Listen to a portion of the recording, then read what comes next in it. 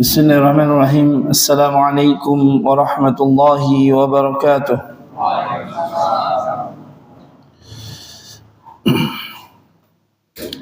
Alhamdulillahilladzi arsala rasulahu bil huda wa dinil haqq liyudhhirahu 'ala ad-din kullih wa kafa billahi shahida.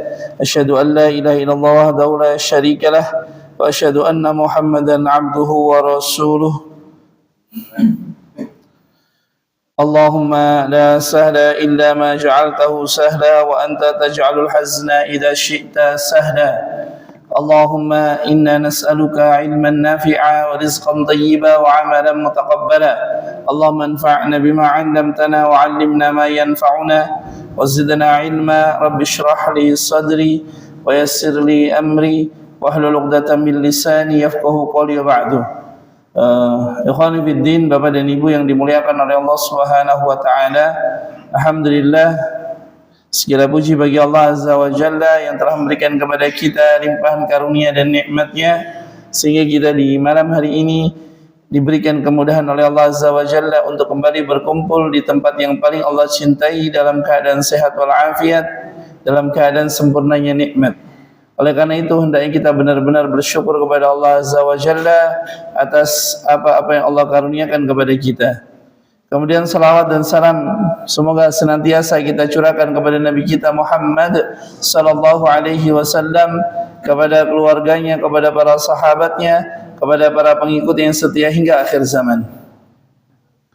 Ikhwani fiddin, a'azzani Allah wa iyyakum ajma'in. Di pertemuan yang lalu kita sudah membahas tentang an-nahyu an sabbil amwat, larangan mencela orang-orang yang sudah meninggal dunia.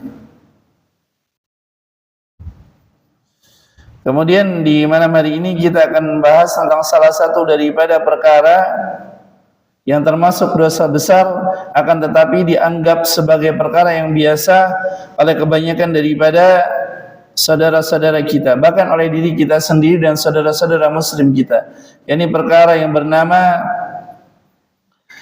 an-namimah. Ini adu domba. Udah nak kirimkan PDF-nya? Belum? Sebentar.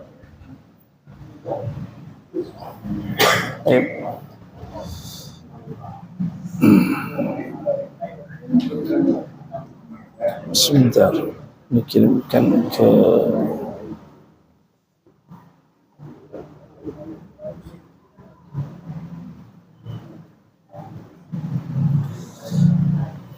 silakan nanti itu di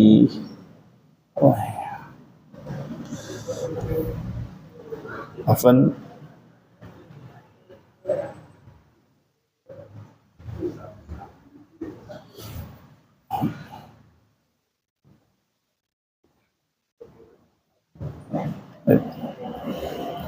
Bapak dan Ibu yang dimuliakan oleh Allah Subhanahu wa taala, tunggu sebentar, ini internetnya. Udah.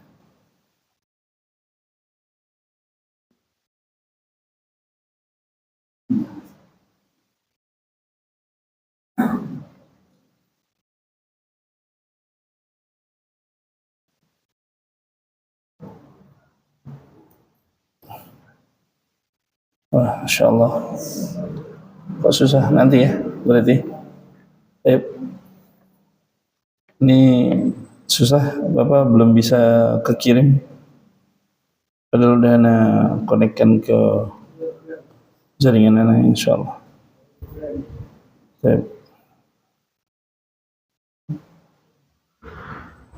Ini kok nggak bisa konek ya? Hati tuh. Ini kok nggak bisa konek? Pakai punya anak nggak bisa? Pakai punya anak. Itu punya siapa? Nggak tahu. Bukan. Oh ya. Udah. Bapak dan Ibu yang dimuliakan oleh Allah Subhanahu wa taala, materi pada malam hari ini sudah ana terjemahkan, tapi qadarullah ternyata belum sempat terkirim dari laptop. Ini anak konekkan kok belum konek-konek. Baik. Ikhwani fiddin, a'azani Allah wa iyyakum ajmain. Al-Imam Bukhari dan Al-Imam Muslim meriwayatkan hadis dari jalan Hudzaifah bin Yaman radhiyallahu taala anhu, yang mana Hudzaifah ini adalah salah seorang sahabat yang disebut sebagai ashabus sir, penjaga rahasia daripada Nabi sallallahu alaihi wasallam. Sahabat yang banyak bertanya tentang apa? Fitnah. Yang dikatakan oleh Imam Muslim bahwasanya Hudzaifah bin Yaman radhiyallahu taala anhu beliau berkata, manusia bertanya kepada Nabi sallallahu alaihi wasallam tentang kebaikan-kebaikan, maka aku pun bertanya kepada Nabi sallallahu alaihi wasallam tentang keburukan-keburukan. Kenapa beliau bertanya tentang keburukan-keburukan? Beliau berkata, karena aku khawatir aku terjatuh ke dalam keburukan tersebut tanpa aku sadar. Ini dikatakan oleh Hudzaifah bin Yaman radhiyallahu taala anhu. Maka di antara perkara buruk yang Hudzaifah bin Yaman radhiyallahu taala anhu riwayatkan adalah apa yang Nabi sallallahu alaihi wasallam sabdakan. Nabi berkata, la yadkhulul jannata, tidak akan masuk ke dalam surga. Yani tidak akan dimasukkan ke dalam surga secara mutlak. Karena sebagaimana ditanyakan oleh antum kemarin, bahwasanya mereka yang dimasukkan ke dalam surga itu ada dua golongan. Yang pertama, orang yang masuk surga tanpa hisab dan tanpa azab. Sebagaimana hadis yang diriwayatkan oleh Imam Ahmad. Dan di dalamnya terdapat 70.000 orang yang masuk ke dalam surga tanpa hisab dan tanpa azab. Atau kama qala sallallahu alaihi wasallam. Ini orang yang masuk surga secara mutlak, tanpa hisab dan tanpa azab. Adapun yang kedua, nah ini yang dimaksudkan ke dalam hadis ini. Yani yang mereka dimasukkan ke dalam surga karena sebab mereka tidak dimasukkan ke dalam orang yang kedua yang masuk ke dalam surga itu karena dengan hisab dan dengan azab. Kalau hisabnya sudah mencukupi, maka dia dimasukkan ke dalam surga. Kalau hisabnya tidak mencukupi, yakni tidak mencukupi daripada amalan yang dia kerjakan, maka dia akan dilemparkan ke dalam neraka. Dan ini yang disebut dengan hadis atadruna manil muflis. Tahukah kamu siapa orang yang bangkrut? Karena itu ikhwan fiddin, a'azzani Allah wa iyyakum ajma'in. Maka jangan sampai kita sebagaimana orang-orang yang mereka berkata, mau masuk surga, mau masuk neraka, nanti kalau mau sudah jatah, nanti juga masuk juga, jangan. Apalagi nggak tahu tentang keburukan-keburukan, nasallallahu as-salama wal afiyah. Apalagi nggak pernah meminta dimasukkan ke dalam surga. Padahal Nabi SAW berkata, idza sa'alta fas'alil firdaus al-a'la. Kalau engkau meminta, mintalah surga al-firdaus yang paling tinggi. Ini Nabi perintahkan. Lah kalau Nabi memerintahkan seperti ini, kemudian ada orang aku cucunya bisa madamkan neraka, masya Allah. La haula wala quwwata illa billah. Subhanallah. Maka kata Nabi SAW, la yadkhulul jannata, tidak akan masukkan ke dalam surga. Yani qattatun. Dalam riwayat yang lain, la yadkhulul jannata nammam. Maka qattat dan nammam ini satu makna dengan dua kalimat yang berbeda. Qattat dan nammam ini adalah apa? Adu domba. Nammam adalah orang yang senang adu domba. Nabi SAW mengingatkan kita dengan hadis yang ringkas. Tidak akan dimasukkan ke dalam surga qattat, dalam riwayat Imam Muslim, la yadkhul jannata an-nammam. Tidak akan dimasukkan ke dalam surga tukang adu domba.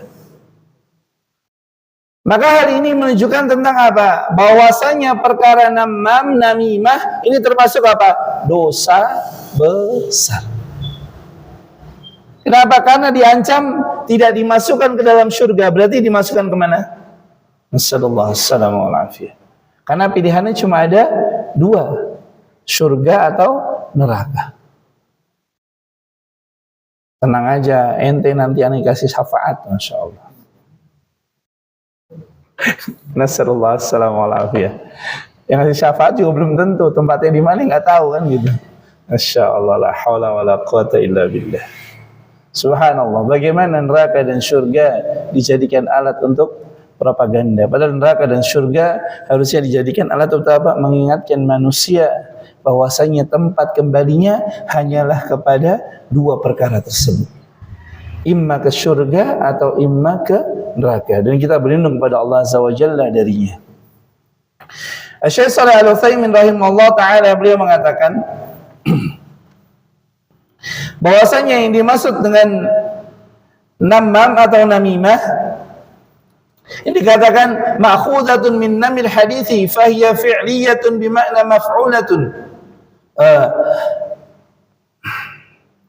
alladhi yaqsudu bihi at-tafriqu bainan nas wa ilqa'ul adawati wa ilqa'ul adawata bainahum, yakni pembicaraan yang disampaikan ke tengah-tengah manusia dalam rangka memisahkan mereka atau dalam rangka menimbulkan permusuhan di antara mereka. Itu disebut sebagai namimah. Kemudian Syekh beliau memberikan contoh. Seperti seseorang yang berkata kepada fulan seperti ini dan berkata kepada fulan seperti itu. Yang tujuannya hanyalah satu. Tujuannya adalah apa? Menimbulkan permusuhan atau menimbulkan perpecahan. Ini disebut sebagai namimah. Karena itu ikhwani fiddin, azani Allah wa iyyakum ajmain. Maka karena itu Nabi sallallahu alaihi wasallam ingatkan kepada kita. Karena Allah berfirman, wa'tasimu bihablillahi jami'a.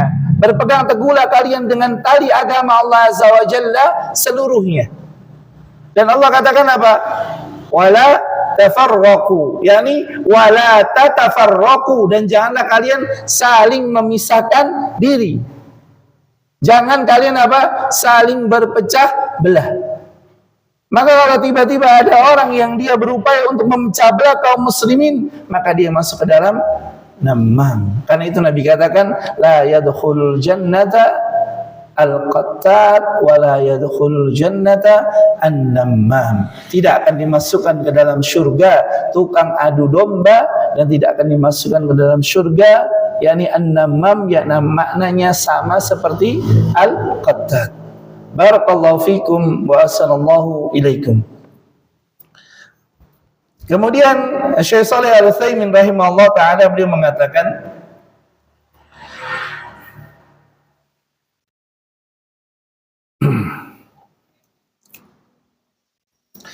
dan tujuan dia mengucapkan ala wajhil ifsad, dalam rangka menimbulkan kerusakan.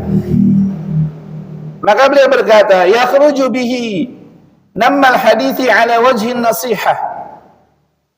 Dikeluarkan dari pengertian ini, yakni tidak disebut sebagai namam kalau dalam rangka memberikan nasihat. Contoh, ada orang datang mengadu kepada tokoh. Pak, si fulan itu begini-begini, dia melakukan keburukan-keburukan. Kemudian tokoh ini menasehati atas asas masukan dari si A kepada si B. Maka mengadunya si A tentang perkaranya si B kepada tokoh ini tidak disebut sebagai namam, adu domba, bukan. Kan biasanya orang-orang seperti itu dianggap sebagai apa? Tumbak cucuan. Oh enggak? Cepu. Bahasanya jelek banget ya. Cepu ya kan? Tukang adu-adu. Padahal ini tidak disebut sebagai namimah. Kalau dalam rangka apa? Nasihat. Karena terkadang suatu contoh, kalau dalam bapak itu kadang-terkadang nggak tahu tingkah laku anaknya satu dengan yang lain. Nah kadang ada kakaknya tahu tentang keburukan adiknya. Nah kakaknya mungkin punya niat yang nggak baik, dia ngadukan adiknya. Apakah dia termasuk namam? Kalau keburukan itu benar ada pada adiknya, maka tidak disebut sebagai namam. Kalau dalam rangka memberikan nasihat. Contoh, kita punya kakak kita itu orang gelem sholat. Kalau ditanya, wes sholat mas, ampun. Padahal Belum. Lalu bagaimana? Adiknya ngadu ke bapaknya. Apakah disebut sebagai namam? Tidak. Yang disebut sebagai nasihat agar kakaknya sholat. Karena kalau yang nasihatin adiknya, kowe ngerti opo, cah cilik. Kan gitu. Kan biasa kakak kalau dinasihati sama adik itu gimana? Iya, kowe ra ngerti, aku luwih dhisik lahire. La haula wala quwata illa billah. Karena itu ikhwan fiddin, azani Allah wa iyyakum ajmain. Maka Syekh beliau mengatakan yakhruju bihi namul hadithi ala wajhi nasiha lianna dzalika laisa dakhilan fi hadzal wa'id. Karena hal tersebut tidak termasuk ke dalam apa yang Nabi sallallahu alaihi wasallam peringatkan dalam hadis ini. Karena namimah itu tujuannya adalah apa? Menyampaikan berita dari A ke B atau dari B ke C dalam rangka apa? Menimbulkan kerusakan, menimbulkan perpecahan, menimbulkan kebencian, menimbulkan permusuhan, itu baru disebut sebagai namam. Adapun selain daripada itu, maka tidak disebut sebagai namimah karena Nabi sallallahu alaihi wasallam mengaitkannya dengan apa? Dengan namimah yang biasa dikenal oleh orang-orang Arab. Karena itu ketika kita ingin mengetahui satu istilah, maka fahamilah istilah itu menurut bahasa orang yang mengucapkannya. Barakallahu fikum wa ahsanallahu ilaikum.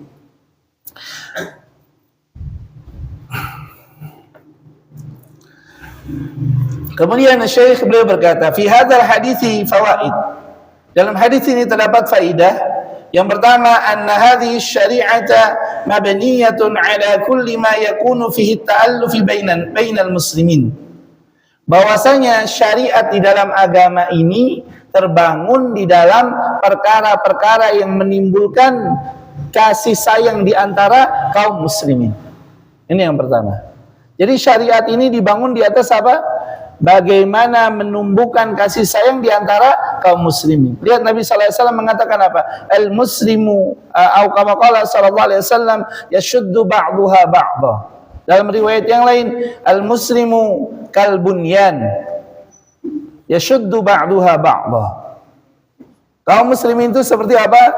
Suatu bangunan yang utuh saling menopang satu dengan yang lainnya. Kenapa? Karena agar tumbuh persaudaraan. Bahkan dikatakan unsur akhaka zaliman au mazluma. Tolonglah saudaramu baik dalam kondisi menzalimi maupun terzalimi. Tidak lain dan tidak bukan tujuan Nabi sallallahu alaihi wasallam menyampaikan hal tersebut agar tumbuhnya kasih sayang di tengah-tengah manusia. Kemudian faedah yang kedua, anna namimata min kabairidz dzunub. Bahwasanya namimah termasuk dosa yang sangat besar. Kenapa? Karena diancam dengan tidak dimasukkan ke dalam surga. Dan kata Syekh Shalih Al-Utsaimin secara mutlak. Karena itu dosa besar ini dosa yang tidak mengeluarkan daripada agama, tapi termasuk dosa yang diancam dengan neraka. Dan kita berlindung kepada Allah Azza wa Jalla daripadanya.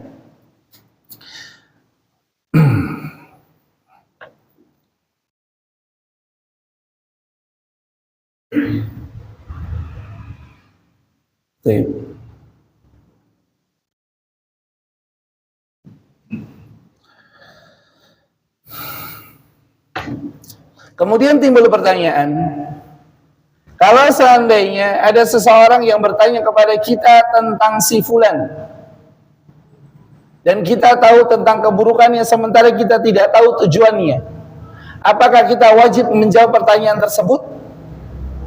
Maka Syekh beliau mengatakan tidak wajib. Jadi contoh, ada orang nanya tentang si A yang dia memiliki hal-hal yang tidak menyenangkan. Kemudian si B ini bertanya tentang si A agar aib si A ini diketahui oleh orang banyak. Boleh tidak? Jawabannya kata Syekh, tidak boleh.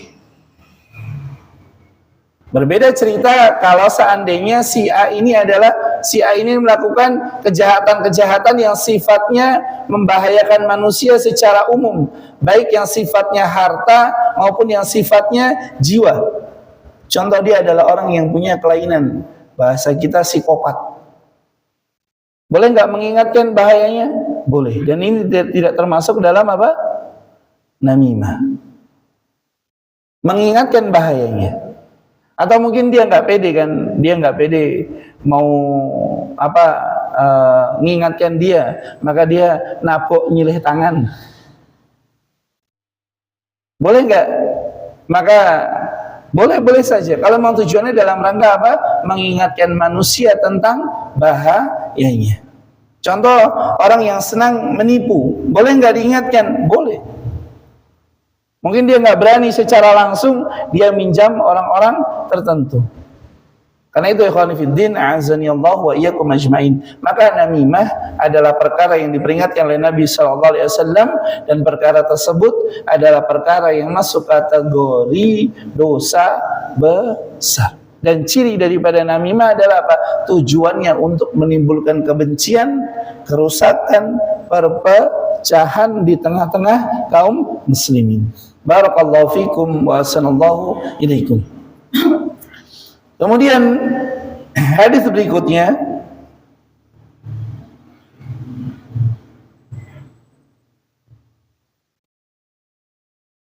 sebentar, ini tadi kalamannya kok hilang.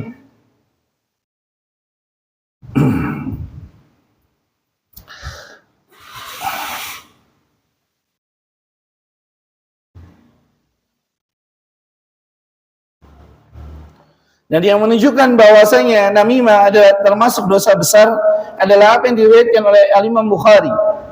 Ketika Nabi SAW melewati suatu makam, yang beliau berkata, "Ama annahuma la yu'azzabani wa ma yu'azzabani fi kabir." Sesungguhnya kedua penghuni kubur ini mereka sedang diazab. Dan tidaklah mereka diazab dengan suatu perkara yang besar, yakni perkara yang dianggap besar oleh kalian. Kemudian Nabi SAW katakan, "Amma ahaduhuma fakana yamshi bin namimah." Adapun salah satu daripada kedua penghuni kubur ini, dia terbiasa apa? Melakukan namimah, yakni menimbulkan permusuhan di tengah-tengah manusia dengan ucapannya. Maka ucapan itu, kalimat itu yang keluar, hendaknya kita benar-benar memperhatikan, terutama terkait dengan kehormatan manusia.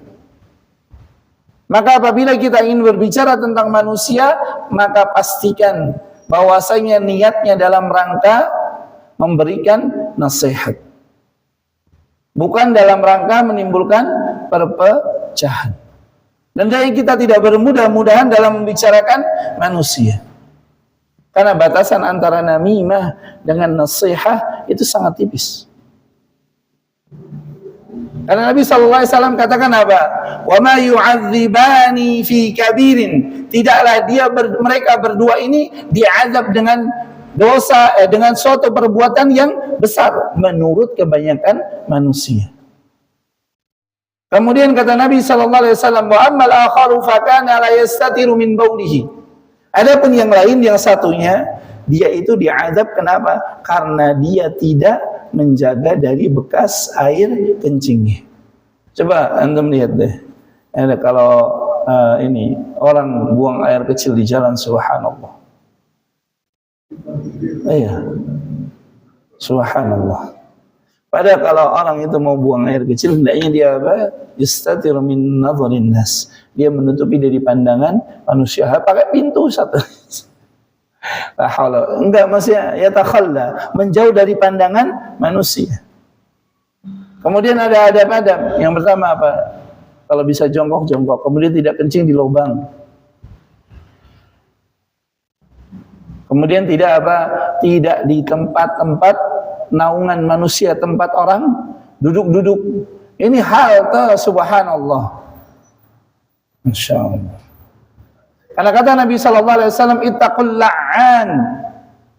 Jauhilah oleh kalian menjadi orang-orang yang terlaknat, yakni dua orang yang terlaknat. Ini tempat-tempat yang menjadikan orang itu dilaknat. Ini salah satunya adalah apa?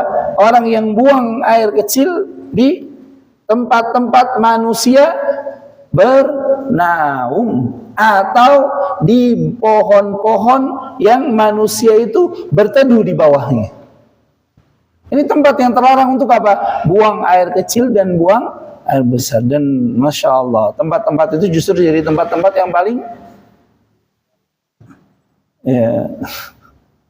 la haula wala quwata illa billah. Maka Bapak dan Ibu yang dimuliakan oleh Allah Subhanahu wa taala, lihat, orang yang mereka menjaga dirinya daripada air seni itu sangat-sangat apa? Sangat-sangat sedikit dibandingkan orang yang mereka tidak memperhatikannya. Karena itu Nabi SAW mengingatkan kita dengan salah satu daripada kedua dosa besar yang dianggap sebagai dosa yang biasa, yakni namimah. Kemudian Al-Imam Ibnu Hajar Al-Asqalani rahimahullah taala beliau mengatakan fadlu kafil ghadab, keutamaan menahan diri daripada marah. Wa an Anas radhiyallahu anhu, dari Anas bin Malik radhiyallahu anhu beliau berkata, qala Rasulullah sallallahu alaihi wasallam, Nabi sallallahu alaihi wasallam bersabda, man kaffa ghadabahu, barang siapa yang menjaga menahan marahnya, kaffallahu anhu azabahu, maka Allah Azza wa Jalla akan menahan darinya azabnya. Kenapa? Karena marah ini adalah apa? Marah adalah pangkal dari seluruh keburukan. Orang yang tidak bisa menahan marahnya pasti banyak menyesalnya. Orang yang tidak bisa menahan marahnya pasti banyak menyesalnya. Lihat, karena marah, Anda pernah ceritakan bagaimana pagi-pagi di Jakarta melihat ada orang ditusuk gara-gara apa? Gak bisa menahan marah. Cuma karena rebutan jalan. Dia lurus, dia gini. Yang ini negur, yang ini gak terima. Berantem. Subhanallah. Maka marah itu akan menimbulkan apa? Penyesalan. Lihat bagaimana orang marah, dia bisa subhanallah melampiaskan amarahnya dengan cara-cara yang tidak benar. Maka di antara hal yang perlu kita ajarkan kepada anak-anak kita adalah apa? Menahan marah. Dan kita pernah membahas dalam hadis ini bagaimana cara yang diajarkan oleh Nabi sallallahu alaihi wasallam dalam hadis, syarah hadis, la taghdab, janganlah engkau marah. Maka dalam hadis ini terdapat penekanan tentang apa? Man kaffa ghadabahu kaffallahu anhu azabahu. Barang siapa yang menahan marahnya, maka Allah Azza wa Jalla akan menahan darinya azabnya. Hanya menahan marah.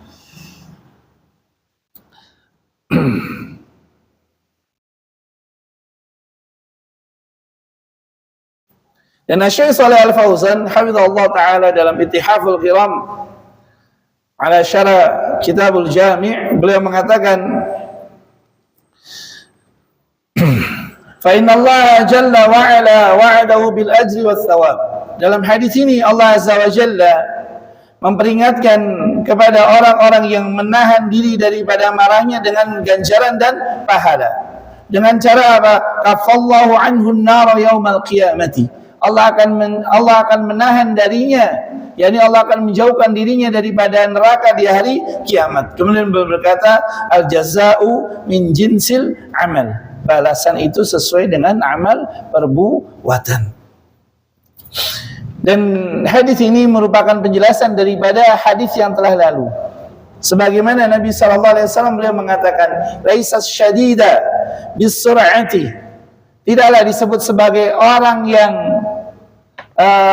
gagah perwira itu adalah orang yang paling depan di medan peperangan. Kata Nabi SAW, innamas syadida alladhi yamliku nafsahu 'indal ghadabi, yakni orang yang gagah perwira adalah orang yang bisa menahan dirinya ketika marah. Maka Anda pernah nukilkan hadis tentang bagaimana menahan diri daripada marah, yakni dari riwayat Muawiyah bin Abi Sufyan radhiyallahu taala anhu. Yang beliau pernah berkhutbah, kemudian ada orang yang menyela-nyela khutbahnya, dan orang yang menyela khutbah itu karena Muawiyah bin Abi Sufyan radhiyallahu taala anhu di dalam khutbah Jumat mengingatkan tentang apa? Menggali parit, membuat danau dan seterusnya. Maka salah seorang tabi'in ini berkata, bukan untuk itu wahai Amirul Mukminin kita diperintahkan, tapi kita diperintahkan untuk bertakwa kepada Allah Azza wa Jalla. Maka Muawiyah bin Abi Sufyan pun seketika itu marah. Beliau turun dari mimbar, kemudian beliau masuk ke dalam rumahnya, kemudian beliau kembali lagi dalam kondisi apa? Basah. Kemudian beliau meriwayatkan hadis tentang keutamaan apa? Apabila engkau marah maka berwudulah. Apabila engkau marah maka engkau duduklah. Ketika engkau dalam kondisi, kalau engkau masih marah maka berbalinglah. Kalau engkau masih marah maka berwudulah. Ini hadis diriwayatkan oleh Muawiyah bin Abi Sufyan dalam hadis riwayat Imam Bukhari dan yang lainnya. Maka kalau kita marah segera duduk. Kalau duduk masih marah berbaring. Kalau berbaring kok masih berwudu. Jangan berkata apapun, jangan berbuat apapun. Orang kalau marah pasti perkataannya adalah perkataan yang akan menimbulkan penyesalan di kemudian hari. Betapa banyak orang yang melampiaskan marahnya, dia menyesal setelah dia melampiaskannya. Ada orang yang marah, dia mentalak istrinya.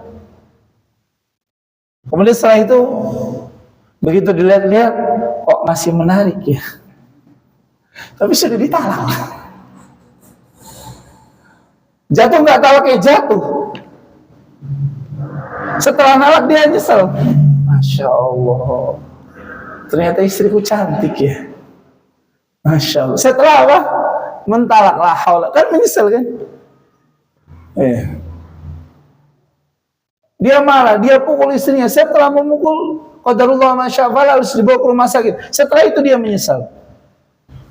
Maka ketika marah, diam dan jangan berbuat apa-apa. Karena diantara ciri orang mulia itu kalau dia marah bagaimana? Diam. Nabi SAW, beliau itu kalau marah, beliau apa? Diam. Sebagaimana beliau pernah tidak apa? Menegur Aisyah radhiyallahu taala anha. Beliau menghajar, memboikot Aisyah radhiyallahu. Beliau tidak berkata apa-apa. Karena itu ciri orang mulia itu kalau marah apa? Diam. Tapi kalau orang yang rendah, dia kalau marah bagaimana? Luar seluruh perkataan dari lisannya. Maka kalau marah, diam. Dan ciri orang yang gagah perkasa adalah orang yang mampu menahan dirinya ketika marah. Karena itu ikhwan fillah, a'azzani Allah wa iyyakum ajmain, dan dalam hadis ini terdapat dorongan bagi kita untuk apa? Menahan diri daripada marah yang dikatakan oleh Nabi sallallahu alaihi wasallam, kaffallahu anhu adzabah. Maka Allah azza wa jalla akan menahan darinya azabnya, yakni dilemparkan ke dalam neraka pada hari kiamat. Kemudian hadis yang ketiga,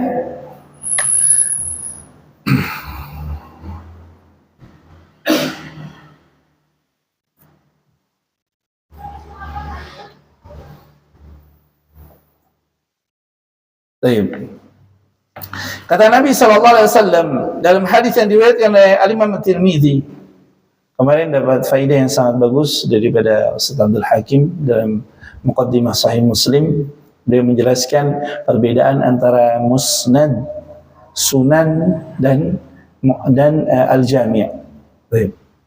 Dan salah satu sunan yakni musnad adalah apa yang dinukilkan oleh Al-Imam Ibnu Hajar Al-Asqalani.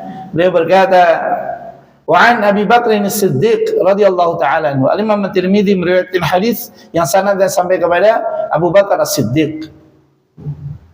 Beliau berkata, qala Rasulullah sallallahu alaihi wasallam, Nabi sallallahu alaihi wasallam beliau bersabda, la yadkhulul jannata khabbun, tidak akan masuk ke dalam surga. Khabbun ini maknanya adalah apa? Alladzi yukhadi'un nasa, orang yang suka menipu manusia. Orang yang suka menipu manusia. Ada dikatakan oleh Nabi sallallahu alaihi wasallam, la yadkhulul jannata, yakni khabbun. Makna khabbun dikatakan alladzi yukhadi'un nasa, orang yang menipu manusia. Karena itu Nabi sallallahu alaihi wasallam katakan apa? Man ghassana falaisa minna. Barang siapa yang menipu kami, bukan bagian daripada kami. Ini ancaman yang sangat keras. Tapi hari ini karena kenapa kok perilaku manusia hari ini mereka menyimpang? Karena mereka tidak mempelajari akidah. Mereka tidak belajar tentang agama Allah Azza wa Jalla sehingga mereka tidak takut.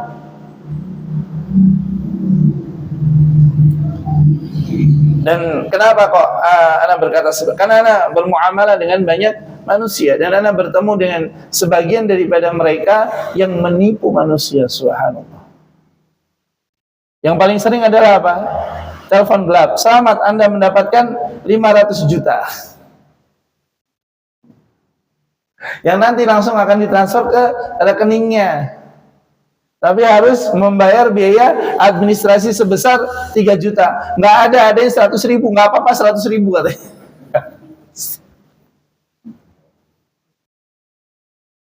Masya Allah.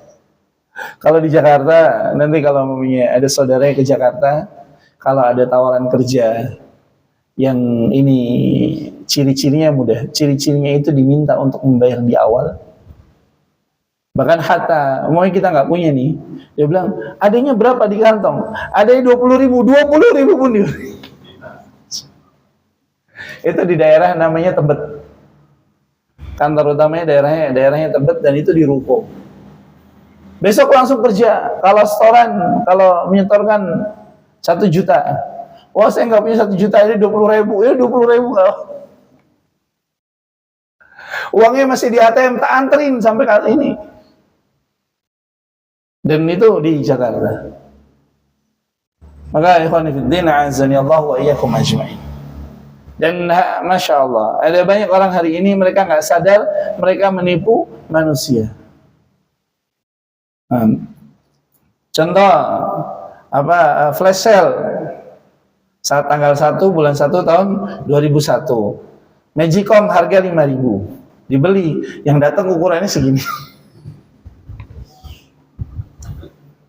Beneran Magicom ukurannya segini. Ya benar-benar Magicom ukurannya segini. Ini kan khidah, tipu daya. Makanya nggak boleh kita berjualan sampai kita mengenal tentang agama. Maka kalau mau jualan 5.000, kenapa kok harganya 5.000 ukurannya segitu? Kalau dijelaskan di awal, yakin orang nggak akan mau beli, benar nggak? Dan Magicom segini bakal apa? Subhanallah, Masya Allah, la hawla wa la quwata illa billah. Maka Nabi sallallahu alaihi wasallam ingatkan kepada kita semua, la yadkhulul jannata khabbun. Tidak akan masuk ke dalam surga tukang tipu, tuti. Afan, bukan. Enggak. Ya ini 378 pasalnya penipuan nih. Yani khabbun alladzi yukhadi'un nasa, yang senang menipu manusia. Terkadang dia tidak menipu tapi bahasanya adalah bahasa lain daripada menipu. Tapi tujuannya adalah apa? Menipu manusia. Dan kenapa? Karena harta adalah perkara yang dijaga oleh agama. Kehormatan perkara yang dijaga oleh agama.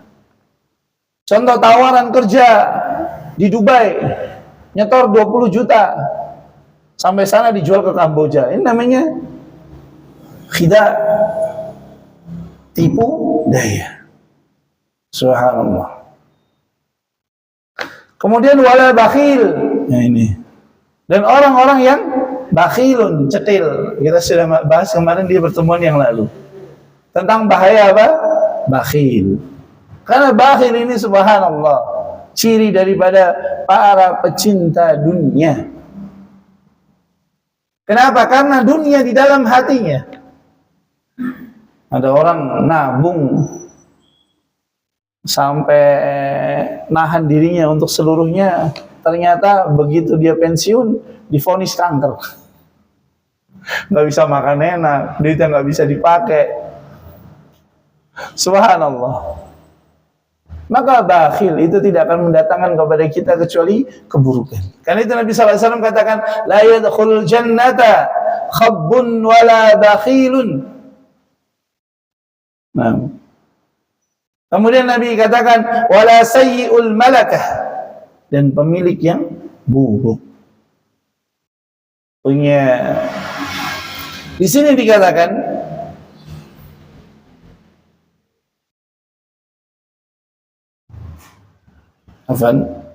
berkata Syekh Shalih Al-Fauzan hafizahullah taala, wa huwa alladhi idza malaka 'abdan aw malaka dabbatan asa ila mamlukihi, yakni dia yang memiliki hamba atau dia memiliki dabbah kendaraan, dia berbuat buruk kepada kendaraannya. Maka kalau punya kendaraan itu dirawat. Ya, dan biasanya yang sering tidak merawat itu motor bekas pemakaian wanita. Wah, ini malah bahaya.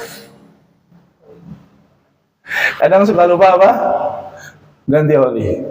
Karena ini pernah terjadi, insya Allah. Motornya istri, makanya sekarang anak itu motornya istri yang pakai mertua, mogok di Bonpolo. Ternyata begitu dibuka sama tukang bengkel, olinya nggak ada. Benar-benar nggak ada, la haula wala quwata illa billah. Masya Allah.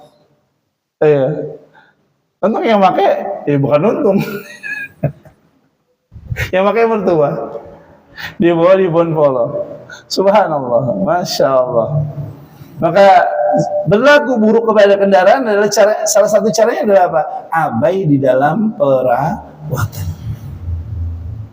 Abai di dalam perawatan. Maka kata Nabi SAW, la yadkhulul jannata sayyi'ul malaka, orang yang berbuat buruk kepada harta yang dimilikinya. Karena tunggangan itu adalah harta, maka perlakukanlah dengan baik. Kalau dia kuda, ya diberikan makan. Kalau dia kendaraan sebagaimana yang kita pakai hari ini, maka dirawat, dibawa ke bengkel. Terus saat belum punya uang, disisihkan. Sithik-ithik. Burung iso kabeh ya sithik-ithik. Barakallahu fikum wa assalamualaikum ilaikum. Sebelum kita akhiri, barangkali ada pertanyaan, silakan. Nah, bentar. Yang sepuh dulu. Silakan. Tanya, orang lama kerja, syaratnya ijazah. Dan ijazahnya ternyata harus. Bagaimana dengan penghasilannya? Baik, Masya Allah.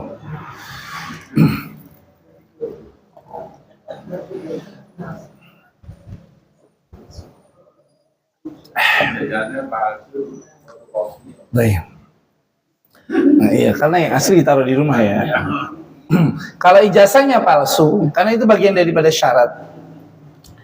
Karena itu bagian daripada syarat, ya, al-muslimuna ala syurutihim. Kaum muslimin berserta dengan syarat-syarat yang menyertai mereka.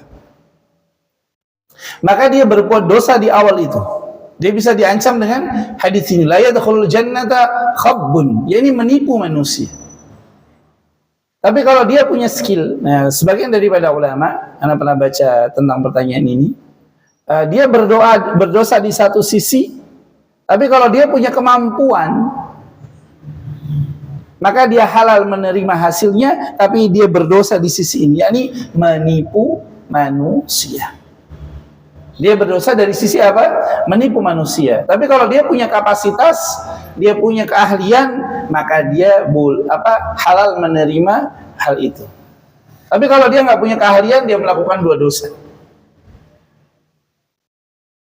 Mengerjakan apa yang dia tidak punya keahlian di bidangnya. Contoh, nggak ahli tentang energi, kemudian berbicara tentang energi, membuat kebijakan tentang energi. Ini contoh ya. Ini contoh. Kenapa? Karena dikatakan oleh para ulama, man takallama bi ghairi fannihi ata bil ajaibi.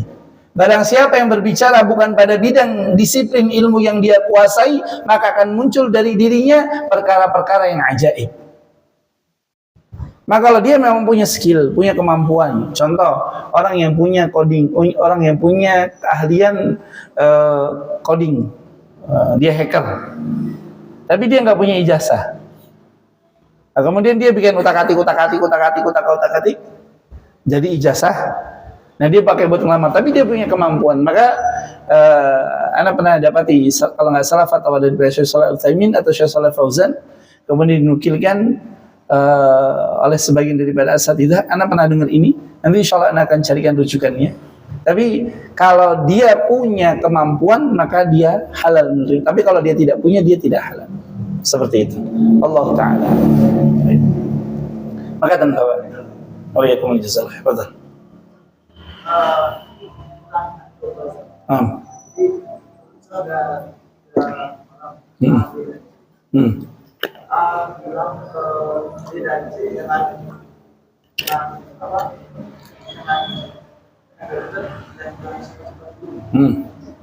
Kemudian ada keluarga dari ibu sini, hanya kita apa yang harusnya tidak diungkapkan oleh si kemudian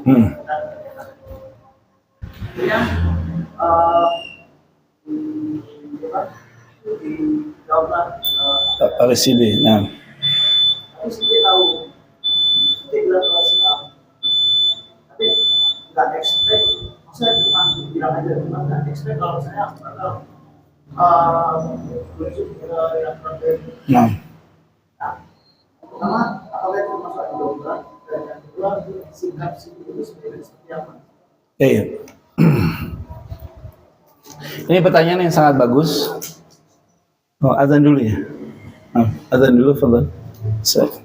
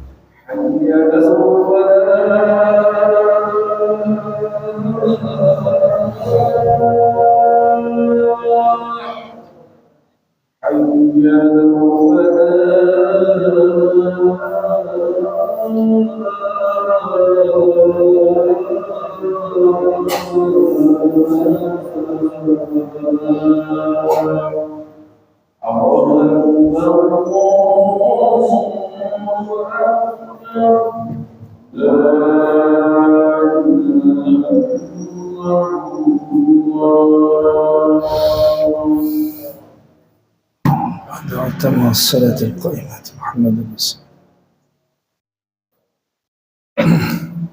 Barakallahu fikum wa assalamualaikum ilaikum. Pertanyaan yang sangat bagus tadi dari ikhwah kita tentang si A yang bercerita kepada si B tentang suatu perkara, kemudian si A bilang jangan bilang siapa-siapa. Maka kalau sudah seperti ini syarat. Artinya apa? Dia mempercayakan kepada kita rahasianya. Maka kalau yang namanya rahasia, ojo ngomong sopo-sopo, ya iki rahasia. Rahasia bukan? Maka dia sudah melakukan dosa kalau dia sampai melanggar rahasianya. Bahkan Hudzaifah bin Yaman radhiyallahu taala anhu sampai meninggal dunia, beliau tidak pernah menceritakan nama-nama orang-orang munafik dari kalangan penduduk Madinah pada zamannya. Kenapa? Karena Nabi SAW mengamanahkan kepada Hudzaifah bin Yaman radhiyallahu taala anhu nama-nama tersebut. Maka kalau ada orang cerita, kemudian orang itu bilang apa? Jangan bilang siapa-siapa, maka jangan kita menceritakannya. Sampai apa? Mendapat izin dari orang yang menceritakan. Kalau kita melanggar, maka kita sudah berbuat dosa di sini. Dan ingat, dosa itu pasti akan mengajak kepada dosa yang lainnya. Pertama, dia melanggar syarat yang telah ditetapkan oleh orang yang bercerita, maka dia sudah berbuat dosa. Dia pasti akan berbuat dosa di tahapan berikutnya. Entah menambah-nambahi,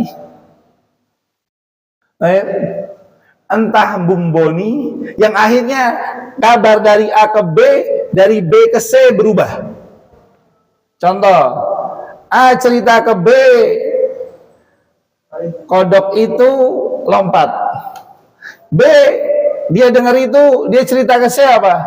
Kodok itu lompatnya 2 meter. Kan udah nambah kan? Bener lompat, tapi tambahan apa? 2 meter. Ada kodok lompat 2 meter. Ya kan? Sudah tambah. Nanti dari C ke D kan jadi nambah. Lihat bagaimana, karena sebab daripada melanggar suatu syarat, maka pasti akan timbul dampak yang tidak ringan. Karena itu ikhwan fillah azani Allah wa iyyakum ajmain. Kalau kita dicurhati sama orang, kemudian orang itu bilang, jangan bilang siapa-siapa, tahan lisan kita. Baik. Nah, kemudian beliau bilang, kemudian si B ini cerita kepada si C. Nah, si C ini mengadukan apa yang disampaikan B kepada A, sehingga timbullah hal-hal yang tidak dikehendaki. Benar seperti itu kan? Nah, maka apakah ini termasuk namimah? Kalau tadi si C menceritakan kepada si A dalam rangka memberikan nasihat, tidak. Nah, tadi bahwa yang disebut sebagai namimah adalah apa? Tujuannya menimbulkan permusuhan, perpecahan, kebencian, kemudian apa lagi? Apa?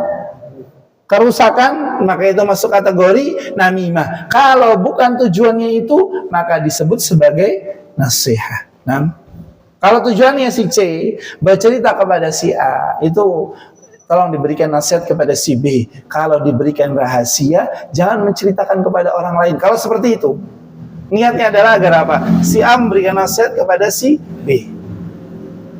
Nah, si A-nya qadarullah, awakmu ngerti sekarang di sekoce, ayo. Maka akhirnya timbul permusuhan antara apa? B dengan A, B dengan C. Maka kalau dia dilapori, dia juga hendaknya apa? Dia dewasa. Karena orang itu kadang-kadang apa? Ketika diberikan nasihat, bukannya introspeksi, malah nyari orang yang mengadukan kepadanya. Karena itu ikhwan fillah, a'azzani Allah wa iyyakum ajma'in. Ana pernah mendapati apa yang sebagaimana yang antum kisahkan seperti itu. Maka anak ketika diberikan nasihat, anak terima. Karena bukan anak menceritakan kisah, enggak.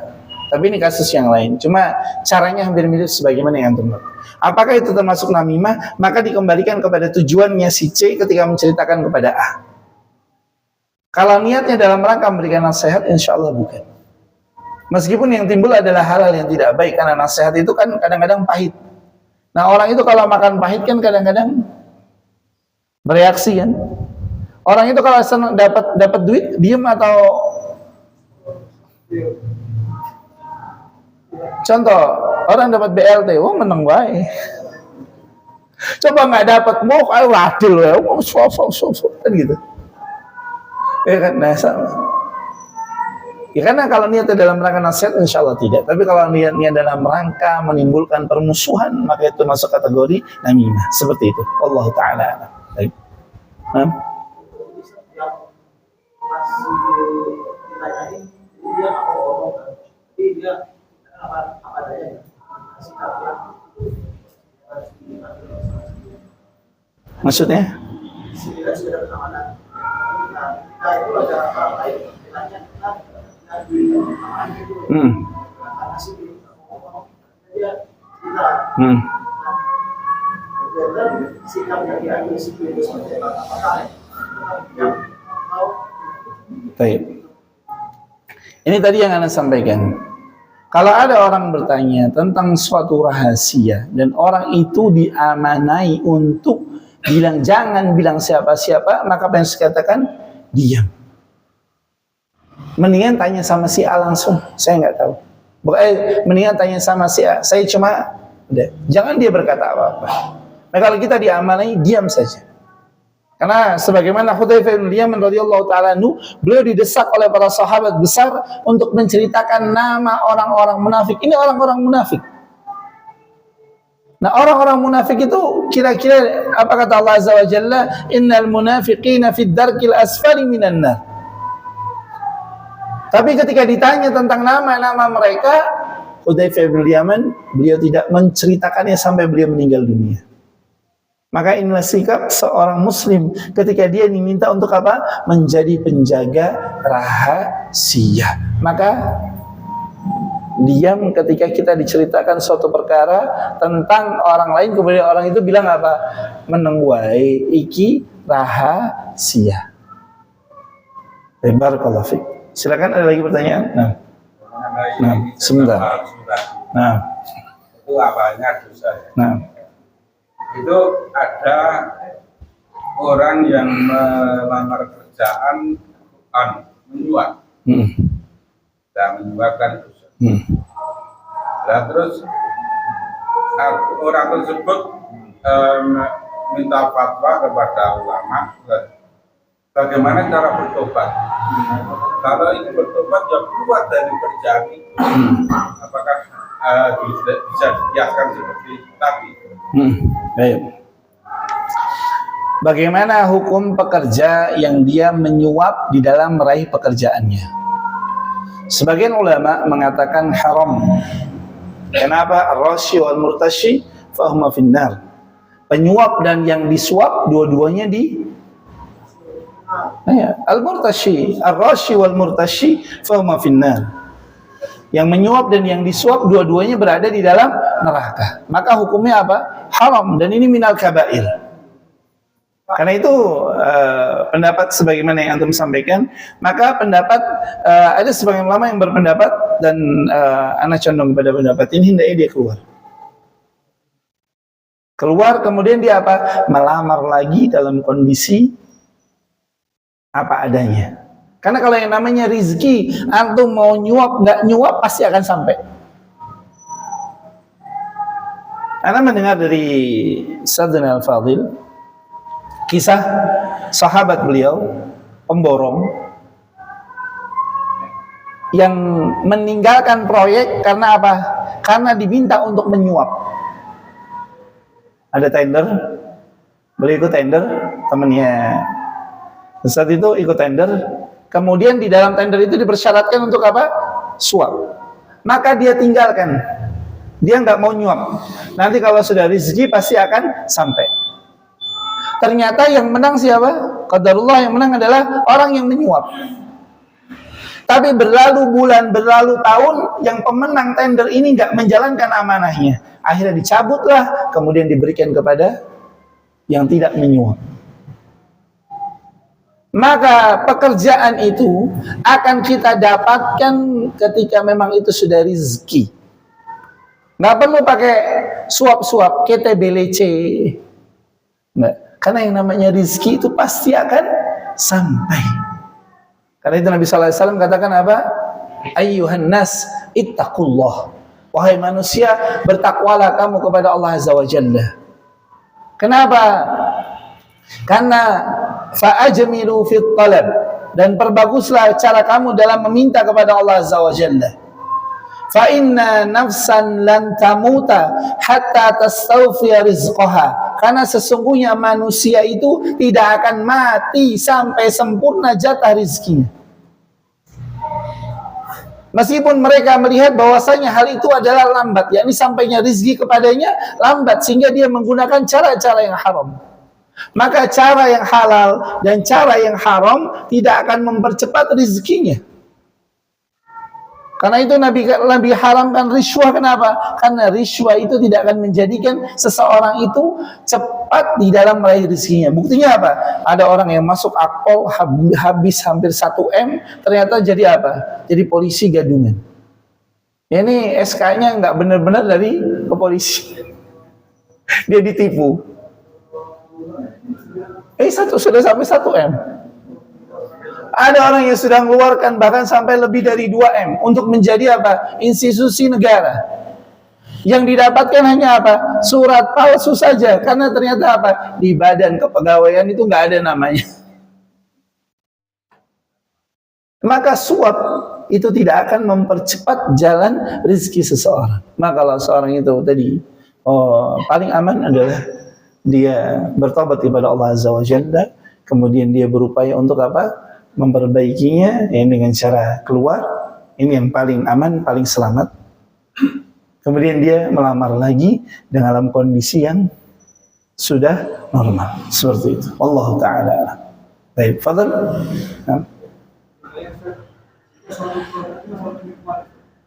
Suatu produk itu iklannya ngomong ini adalah minuman susu. Nah, ternyata si pabrik ini tidak pernah memberikan susu. Hanya campuran berbagai macam zat yang produknya seperti susu. Jadi pabrik ini betulnya gimana? Padahal di belakang pabrik itu ada orang-orang pekerja yang berduit dari sana. Masya Allah. Ini komplek ini. Barakallahu fiik wa ahsanallah. Kalau sudah multiple seperti ini, maka dikembalikan kepada hukum yang pertama. Jadi hukum pegawainya. Kalau hukum pegawainya tidak tahu, maka insya Allah maafu pegawainya. Tapi kalau produsennya dia tahu dia menipu, nah ini yang bermasalah adalah produsennya.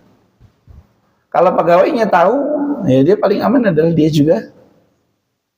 Ya. Kenapa? Karena tadi berserikat. Allah katakan apa? Ta'awanu 'alal birri wat taqwa wa la ta'awanu 'alal itsmi wal 'udwan. Tolong menolonglah kamu di atas kebajikan dan ketakwaan, dan jangan kamu tolong menolong di atas apa? Perbuatan dosa dan permusuhan. Maka mungkin dia produknya nggak bilang apa ini susu, mungkin ini apa semisal dengan susu. Contoh apa? Susu kental manis. Isinya nggak ada, susunya dikit. Ya benar, susu 0,001%. Lu kan yang penting kalau susu nih. Sisanya apa? Kental manis gula yang diencerkan. Hal-hal produknya, karena kalau sudah tahu itu kental manis kan. Nah, di sini karena itu ada ini termasuk ke dalam bab riba-riba yang di situ ma'fun. Contoh, antum kalau beli telur kan nggak mungkin antum buka telurnya, benar nggak? Kalau dia ngejual, kemudian dia nggak tahu karena belum tahu dalamnya, qadarullah sampai rumah ternyata rusak. Apakah dia termasuk menipu? Enggak. Tapi karena dia tidak tahu dalamnya. Kemudian dalam takaran-takaran, timbangan-timbangan yang sangat-sangat detail.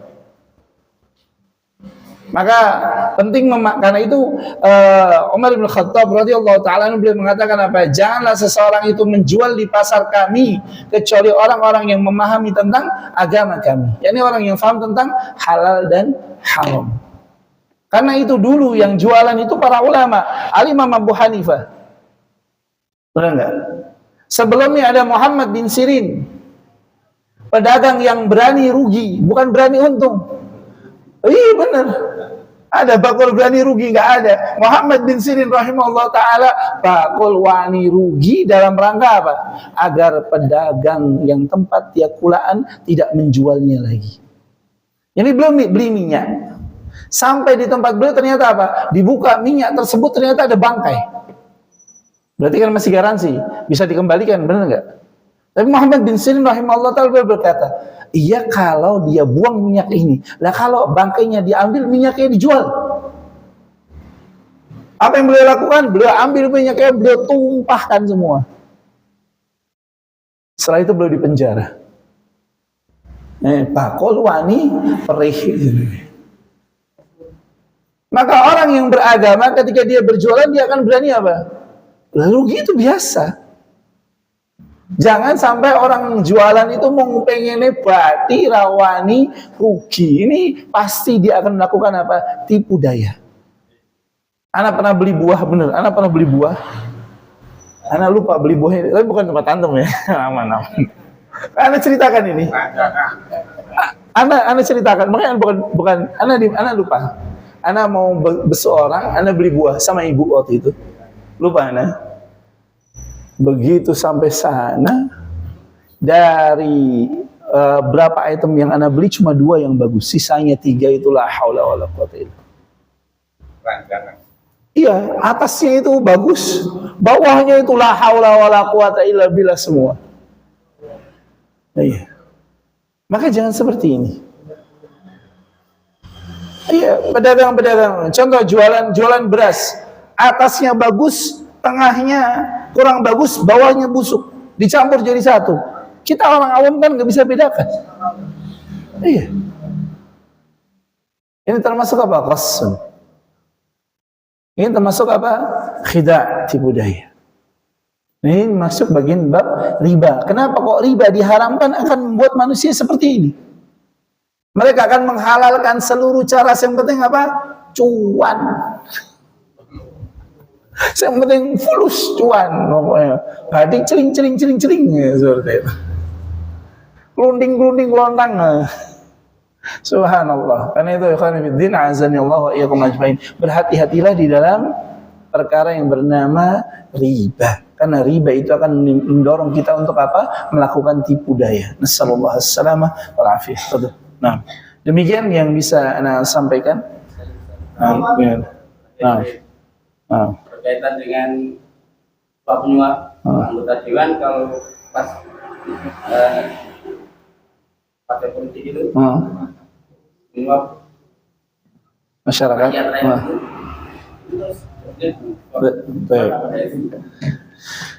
Bagaimana hukum orang yang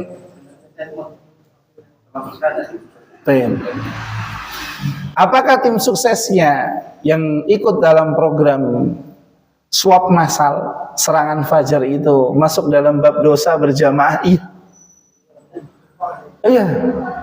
Karena man dalla ala syarrin, barang siapa yang menunjukkan suatu keburukan, falahu wizruha, maka baginya dosanya, wa wizru man amila biha, dan dosa orang yang mengamalkannya. Ya, kau suap sih kayo. Ini dilakukan, nah dia dapat dosa. Orang yang nyuruh dosanya 2. Orang yang disuruh dosanya 1. Sampai dia menyuruh lagi, maka dia jadi 2. Iya. Mana ingatkan kepada teman-teman di kampung itu, jangan sampai kita korbankan dunia yang sedikit demi akhirat yang banyak. Berapa sih 200.000? Sampai mana? Antum bawa ke pasar habis bener. 200.000 itu sekarang dibawa ke pasar udah langsung habis. Sementara dosanya, Masya Allah. Iya sama. Itu nggak ada cerita. Riswah mau apapun namanya tetap riswah. Suap apapun namanya, bagaimanapun penyebutannya, kalau masuk kategori dalam rangka meraih sesuatu, itu disebut sebagai suap. Dan ini perkara yang diharamkan. Seperti itu. Allah Ta'ala, insyaAllah gadan fi hunak. Nah, liana qad daya'na al-waqt. Nah, insyaAllah gadan, biidhnillah. Barakallahu fikum. Wassalamualaikum. Demikian yang bisa kita bahas, dan nasihat daripada yang disampaikan oleh Nabi SAW dalam hadis ini. Nabi SAW melarang kita di dalam menipu. Nabi SAW melarang kita untuk bakhil, dan Nabi SAW melarang kita untuk menyia-nyiakan daripada kepemilikan kita. Kemudian Nabi SAW melarang kita daripada berbuat namimah. Dan seluruh dosa ini dimulai dengan apa? La yadkhulul jannata.